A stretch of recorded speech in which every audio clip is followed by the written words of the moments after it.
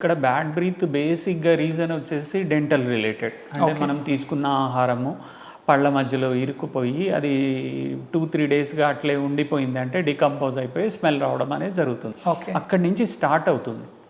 So, అక్కడి నుంచి గమ్స్‌కెళ్ళిపోతుంది. So, అక్కడి నుంచి బ్యాడ్ బ్రీత్ అట్లనే ఉంటుంది. ఇనిషియల్ స్టేజెస్‌లో వాళ్ళకేం ఐడియా ఉండదు. సో, రాను వాళ్ళకి ఐడియా వస్తూ ఉంటది. దాన్నేంటంటే అది సెన్సిటివ్ మ్యాటర్ కాబట్టి షేర్ చేసుకోలేరు. డాక్టర్‌ని అడగాలంటే ఇబ్బందిగా ఫీల్ అవుతూ ఉంటారు. అలాంటిదేం కాకుండా వాళ్ళు డాక్టర్‌ని అప్రోచ్ అవ్వచ్చు. అప్రోచ్ అయితే డాక్టర్ అక్కడ గమ్స్ గానివ్వండి, అక్కడ ఏదైనా వాళ్ళ పళ్ళ మధ్యలో, చిగుళ్ళ దగ్గర బ్యాక్టీరియల్ డిపాజిట్ అదేదైనా ఉందా చూసి అది ప్రొఫెషనల్‌గా ఓరల్ ప్రొఫిలాక్సిస్ అంటారు. క్లీనింగ్ అనేది చేయడం జరుగుతుంది. నార్మల్ వర్డ్స్‌లో మనం స్కేలింగ్ అని కూడా అంటూ ఉంటాం. ఓకే. అట్లా స్కేలింగ్స్ అనేవి చేయడం వల్ల పళ్ళు అరిగిపోవడము, పళ్ళు డ్యామేజ్ అవ్వడం ఏమి ఉండదు. ఓహ్! యాహ్! చాలా మందిలో చాలా ఉంటదది. మంది క్లీనింగ్‌కెళ్ళగానే అడుగుతూ ఉంటారు అట్లా. మనకి టీత్ గ్యాప్ వచ్చింది. అట్లా పళ్ళు డ్యామేజ్ అవుతాయి అట్లా అనుకుంటారు. ఏముండదు అలాంటిదేమి. దాంతో పాటు ఈ మధ్య కాలంలో చిన్న పిల్లలు టీత్ బైటింగ్ అలవాటు ఇదవుతున్నారు. సో, అంటే కొంతమంది పెద్దవాళ్ళలో కూడా ఉంది. అది స్ట్రెస్ రిలేటెడా దేనివల్ల? అండ్ ఒకవేళ అలవాటు ఉంటే అది నైట్ గ్రైండింగ్ అంటామనమాట. నైట్ గ్రైండింగ్ వల్ల ఏంటంటే ఎనామెల్ పళ్ళు ఒక రఫ్‌గా అరిగిపోవడం జరిగిపోతుంది. ఓకే. అంటే నైట్ వాళ్ళకి తెలీదు. హుహు. వాళ్ళు పళ్ళు నూరడము, పళ్ళు కొరకడము అట్లా గ్రైండ్ చేస్తూ ఉంటారు.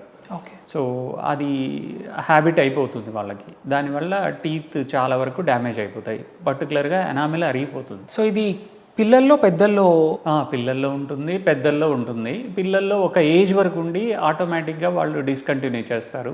ఓకే. అది పేరెంట్స్ అబ్జర్వ్ చేసి డాక్టర్ దగ్గరికి తీసుకెళ్తే దానికి ఎలాంటి కేర్ తీసుకోవాలనేది చెప్తారు. పెద్దవాళ్ళల్లో అంటే మేబీ సడన్‌గా స్టార్ట్ అయింది అంటే స్ట్రెస్ వల్ల, ఓకే.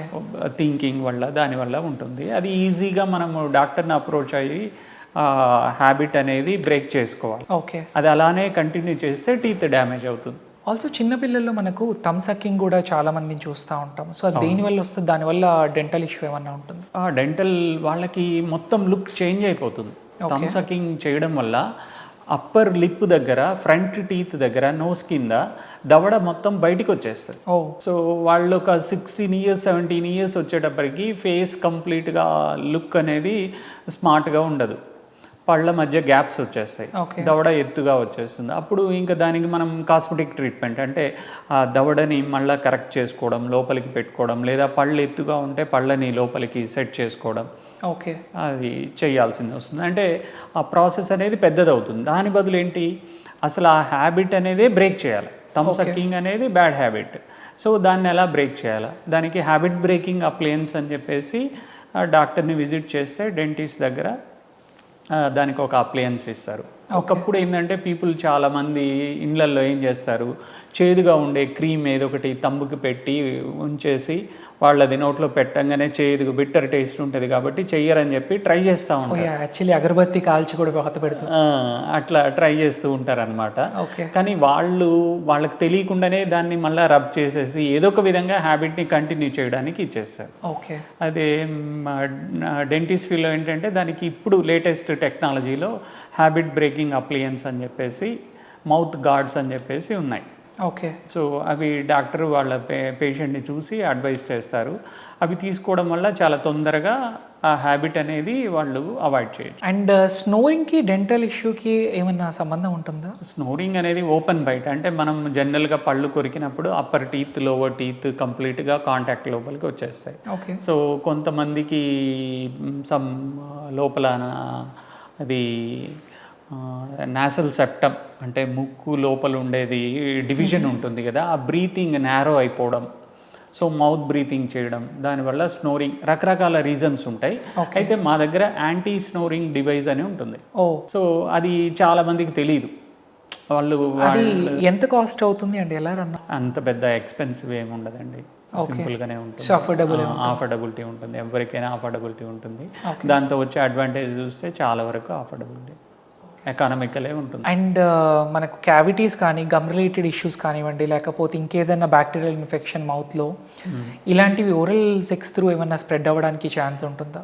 ఓరల్ సెక్స్ అనేది యాక్చువల్గా సేఫ్ సెక్స్ మెథడ్ కాదు, బేసిక్ లైన్ అది. ఓకే. సో అది దానివల్ల మనకు ఫంగల్ ఇన్ఫెక్షన్స్ వస్తాయి. ఓకే. మన లిప్స్, టంగ్, చీక్స్ దగ్గర ఉండే లేయర్ చాలా మ్యూకస్ మెంబ్రేన్ అనేది చాలా డెలికేట్గా ఉంటుంది. ఆ ఓరల్ సెక్స్ వల్ల ఏమవుతుందంటే ఫంగల్ ఇన్ఫెక్షన్స్ వస్తాయి. Got it. And oral cancers కూడా ఈ మధ్యకాలంలో ఎక్కువగా చూస్తున్నాము. అసలు అది రేస్ దేని వల్ల అవుతుంది? And cancers mostly tobacco related issues, gutka, pan. Okay. So దీనివల్ల మనకు ఓరల్ క్యాన్సర్ వచ్చే అవకాశం ఉంటుంది. సో ఓరల్ క్యాన్సర్ అనేది ఫస్ట్ ఐడెంటిఫై చేసేది చాలా వరకు డెంటిస్ట్. అంటే సిమ్టమ్స్ ఏమన్నా తెలుస్తుందా వాళ్ళకి? ఇలా వాళ్ళకి chronic non healing ulcers, okay, అంటే ప్రీ క్యాన్సరస్ కండిషన్ అనేది ఒకటి ఉంటుంది. క్యాన్సర్కి ముందు కండిషన్, లోపల పుండ్లైపోయి అవి మానకుండా అట్లే ఉంటాయి. ఓకే. సో కాకపోతే వాళ్ళ తింటూ ఉండడం వల్ల తెలియదు, దానివల్ల దానికి ఉండే పెయిన్ కానీ సెన్స్ కానీ తెలియదు, మొద్దుబారిపోతాయి అక్కడ. సో అది ప్రీ స్టేజ్లో ఉన్నప్పుడు క్యూర్ చేయడానికి ఛాన్స్ ఉంటుందా, లేకపోతే జస్ట్ ప్రొలాంగ్ చేయడమేనా? లేదు, చాలా ఛాన్సెస్ ఉంటాయి. ఓకే. ప్రీ క్యాన్సరస్ కండిషన్లో మంచి ట్రీట్మెంట్ డాక్టర్ని అప్రోచ్ అయిపోయి పేషెంట్ విల్లింగ్గా ఉండి హ్యాబిట్ అనేది మనం ముందు మానేయాలి కదా. ఓకే. అవి మానేసి వాళ్ళకి ఆటోమేటిక్గా వాళ్ళకి క్యాన్సర్ రిలేటెడ్ మ్యాటర్ అనగానే భయం వేస్తుంది కదా, ఇంట్లో వాళ్ళకి కానీ వాళ్ళకి కానీ. సో వాళ్ళది సీరియస్గా తీసుకొని ట్రీట్మెంట్ తీసుకుంటే క్యాన్సర్గా మారదు. సో ఓరల్ క్యాన్సర్ డెవలప్ అవ్వడానికి ఆర్ లేకపోతే లాస్ట్ స్టేజ్కి రావడానికి ఎంత డ్యూరేషన్ పడుతుంది? అది depends, person to person it depends. Pre cancerous condition అనేదే మనము చాలా సీరియస్గా తీసుకొని చేసుకోవాల్సింది వస్తుంది. అయితే ఎవరికి క్యాన్సర్ ఉంది లేదు అనేది మనము డౌట్ వస్తుంది. మాకుండే tissues, ulcers, non healing ulcers, white patches చీక్స్లోను, టంగ్లోను ఇట్లా. సో అవి ఉన్నప్పుడు మేము పేషెంట్కి అడ్వైస్ చేస్తాం బయాప్సీ అని చెప్పేసి, చిన్న టిష్యూని ల్యాబ్కి పంపిస్తే తెలుస్తుంది.